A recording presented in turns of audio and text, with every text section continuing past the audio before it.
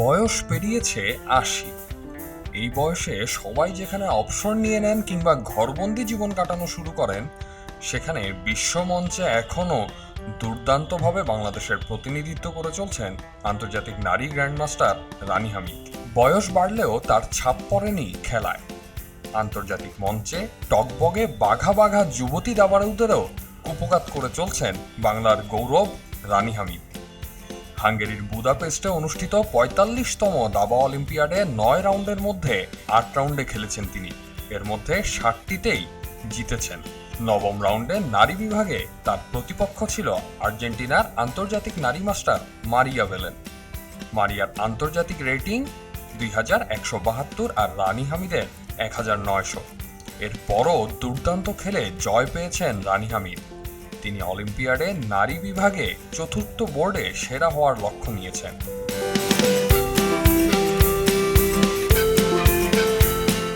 ফলাফল নয়, শুধুমাত্র মজার জন্যই দাবা খেলেন বলে জানিয়েছেন রানী হামিদ। দেশের একটি গণমাধ্যমকে দেওয়া সাক্ষাৎকারে তিনি বলেন, আমি দাবা খেলাটা ভালোবাসি, উপভোগ করি খেলতে। আমি থামার কথা ভাবি না। দাবা খেলা নিয়ে আমার প্রেরণার ঘাটতি নেই। আমি এখনো পারফর্ম করছি কারণ আমি খেলাটা ভালোবাসি। আমি ফলাফলের বিষয়ে সবকিছু ভুলে যাই কারণ আমি খেলি স্রেফ মজার জন্য। আমি প্রতিপক্ষ নিয়ে ভাবি না, কখনোই জানি না প্রতিপক্ষ কে।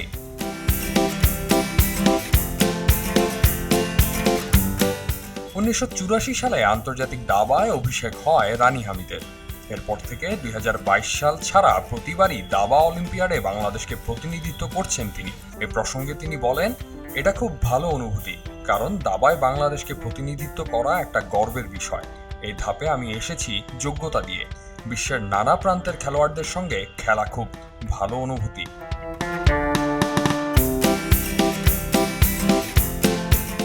১৯৪৪ সালের ২৩ ফেব্রুয়ারি সিলেট জেলায় জন্ম নেওয়া রানী হামিদের পুরো নাম সৈয়দা জসিমুন্নেসা খাতুন রানী। বিয়ের পর স্বামীর নাম যুক্ত হয়ে তার নাম হয় রানী হামিদ। তিনি বাংলাদেশের প্রথম মহিলা আন্তর্জাতিক দাবা মাস্টার। বাবা সৈয়দ মমতাজ আলী পেশায় পুলিশ কর্মকর্তা ও মা মোসাম্মদ কামরুন্নেসা খাতুন ছিলেন গৃহিণী।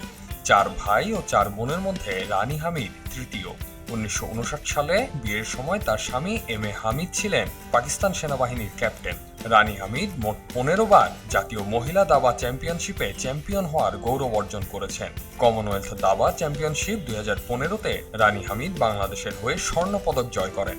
দাবার বিশ্বকাপ খ্যাত দাবা অলিম্পিয়াডে তিনি অসংখ্যবার বাংলাদেশের হয়ে অংশগ্রহণ করে দেশের প্রতিনিধিত্ব করেছেন। এলো খবরের কাগজ, নিখাত, নির্ভীক, নিরপেক্ষ।